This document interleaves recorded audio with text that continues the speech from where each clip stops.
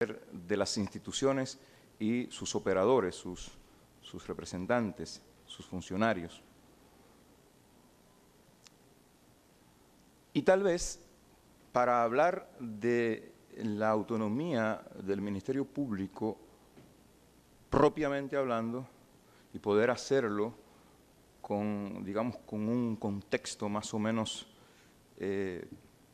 predefinido, vale que hagamos algunas reflexiones preliminares sobre el contexto institucional en el que se plantea, en el que plantean la Constitución y la ley orgánica del Ministerio Público esta cuestión de la autonomía. El contexto, en sentido general, es el del sistema de administración de justicia.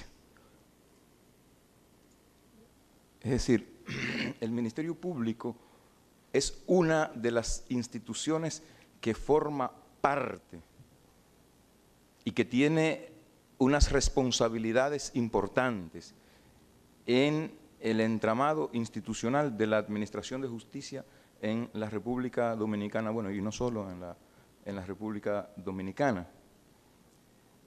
En ese sentido, la noción de autonomía o el principio de autonomía solo se puede entender como una exigencia para un adecuado funcionamiento del sistema de administración de justicia. Sin órganos autónomos de administración de justicia no hay una adecuada administración de justicia. Como se predica del Poder Judicial, los jueces son independientes, porque sin independencia del Poder Judicial y de sus jueces, no hay una administración de justicia desde el ámbito que a ellos les compete, que se corresponda con lo que manda y quiere la Constitución y todo el sistema jurídico en general. En ese sentido, cuando, repito, la Constitución y la ley plantean que el Ministerio Público es un órgano autónomo, y vamos a ver un poco cómo se desagrega, cómo se especifica ese mandato de autonomía, lo que está es creando unas bases normativas para que el Ministerio Público pueda cumplir el cometido que se le asigna, que se le reconoce por ley. En el caso que nos ocupa, en todo lo que tiene que ver con la administración de justicia penal de manera principal. Y en general con la definición e implementación de la política criminal del Estado, tal y como dispone la propia Constitución también. Es el artículo 70 de la Constitución de la República el que define, y lo vamos a leer no completo, solamente la parte relevante. Si el Ministerio Público goza de autonomía funcional, administrativa y presupuestaria. Fíjense qué breve. Autonomía funcional, administrativa y presupuestaria. La autonomía funcional se refiere, lo sabrán ustedes, y yo esto lo voy a pasar rápido porque me quiero referir a un tema específico dentro de toda esta discusión de la autonomía, se refiere a que el Ministerio Público puede actuar en el ejercicio de sus funciones con independencia de los demás órganos del poder público, de los demás poderes del Estado. Vamos a suponer que eso es lo que se llama autonomía horizontal, la dimensión horizontal de la autonomía.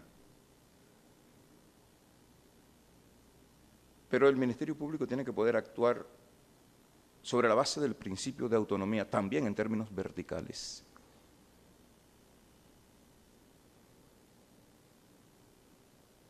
Y ello sin detrimento del principio de jerarquía que también rige al Ministerio Público. Y actuar autónomamente, en términos verticales, significa poder cumplir con los mandatos de la ley. Tener garantizado que en sus actuaciones el Ministerio Público pueda cumplir con los mandatos de la ley sin que por ello puedan derivarse consecuencias perjudiciales para el funcionario o para el desempeño de sus funciones y atribuciones.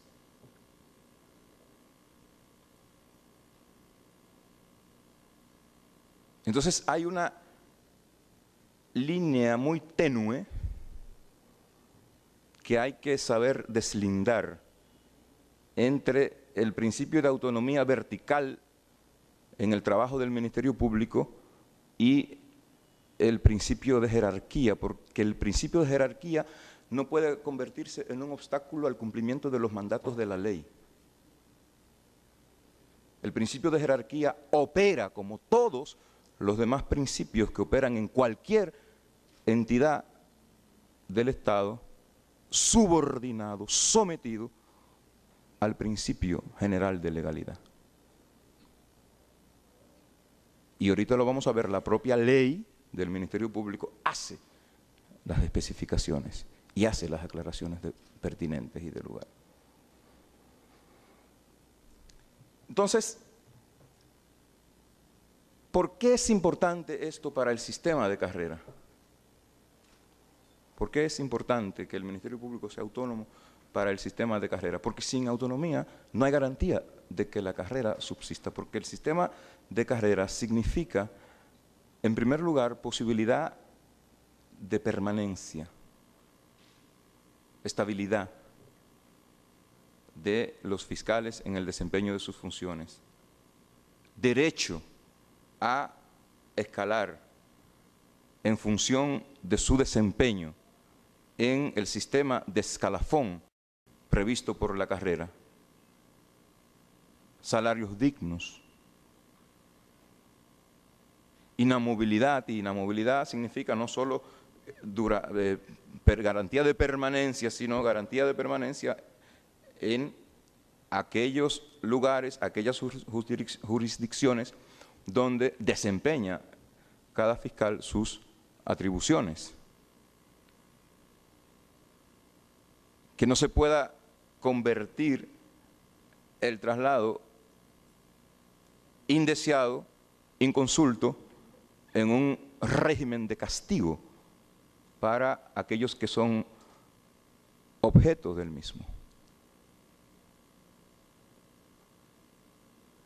Entonces, se necesita que el Ministerio Público como institución y los fiscales como funcionarios tengan esa garantía de autonomía para que las arbitrariedades que pudieran sobrevenir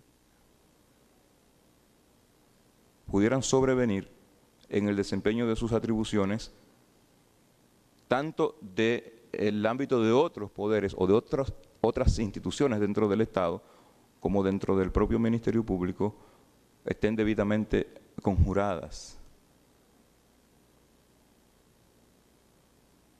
Porque la carrera del Ministerio Público y las funciones del Ministerio Público no tienen sentido en sí mismas, tienen sentido solo en la medida en que quieren garantizar o en que buscan garantizar un adecuado servicio ciudadano a través del sistema de administración de justicia.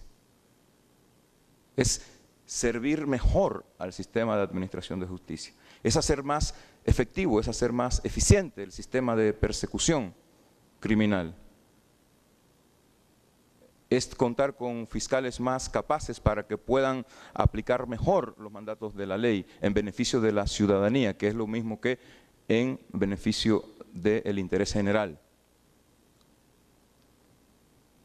Entonces, esta cuestión, y llego al punto en el que yo quisiera detenerme un poco más. Aquí hace calor, ¿eh?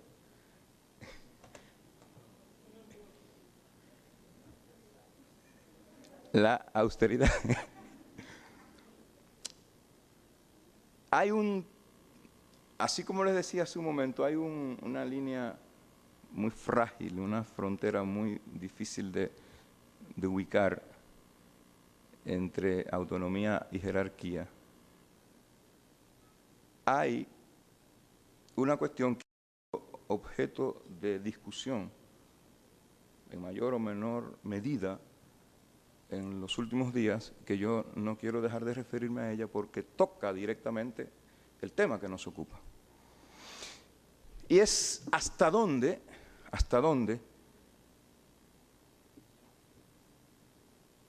o cuál es el marco jurídica y constitucionalmente adecuado del ejercicio de las facultades del Ministerio Público de expedir instrucciones a sus subordinados. ¿Cuál es el ámbito jurídico y constitucionalmente adecuado de las instrucciones a las que están facultados algunos funcionarios de la jerarquía del Ministerio Público? Y para analizar eso tenemos que ver lo que dice la Constitución y lo que dice la ley.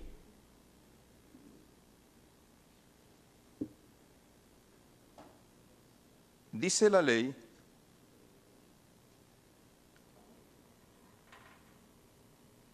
en su artículo 8 que se pueden dictar o emitir instrucciones generales. El Procurador General de la República puede emitir instrucciones generales sobre la dirección de la investigación de los hechos punibles, el ejercicio de la acción penal y su oportunidad, o la protección de víctimas, testigos y otros sujetos. El Director General de Persecución del Ministerio Público y los Procuradores Generales de Cortes de Apelación podrán solicitarle su reconsideración cuando colidan con las disposiciones de la Constitución, los tratados internacionales adoptados por el Estado, la legislación nacional, los precedentes jurisdiccionales vinculantes y los reglamentos y políticas adoptados por el Consejo Superior del Ministerio Público, el cual podrá ratificarlas o modificarlas o revocarlas según lo estime procedente. La solicitud de reconsideración no exime, dice en la parte final de este texto, la solicitud de reconsideración no exime al Ministerio Público, es decir, al fiscal al quien se le ha dado la instrucción, del cumplimiento obligatorio de las instrucciones generales. Y dice el artículo 9 que el Procurador General de la República, el Director General de Persecución del Ministerio Público y el superior jerárquico inmediato pueden emitir instrucciones particulares conforme a la presente ley. Las instrucciones particulares deben impartirse por escrito. El funcionario que las recibe podrá impugnarlas mediante escrito motivado cuando las considere manifiestamente ilegales, arbitrarias o inconvenientes. La solicitud de reconsideración no exime al funcionario instruido de la obligación de cumplimiento cuando exista peligro en la demora, pero lo exonera de las responsabilidades que se originen de su acatamiento. El funcionario emisor podrá ratificarlas, modificarlas o revocarlas según proceda. La rectificación se dicta en forma motivada y exonera al subordinado de las responsabilidades que se originen en su cumplimiento. Y esto entonces nos plantea muchas preguntas, muchas interrogantes que son difíciles, que generan dificultad, que pueden generar incluso cierta angustia en el ámbito institucional, pero yo les aseguro que generan mucho más angustia en el ámbito ciudadano.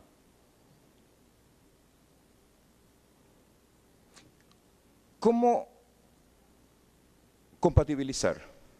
O sea, la ley dice que las instrucciones tienen que ser conformes a la ley. O sea, tienen que ser conformes a la ley. Y que se pueden objetar cuando aquel a quien se dictan, a quien van dirigidas, considera que son manifiestamente contrarias a la ley, contrarias a los precedentes, contrarias a los tratados, contrarias a la Constitución. ¿Qué dice la Constitución sobre esto? El artículo 4 de la Constitución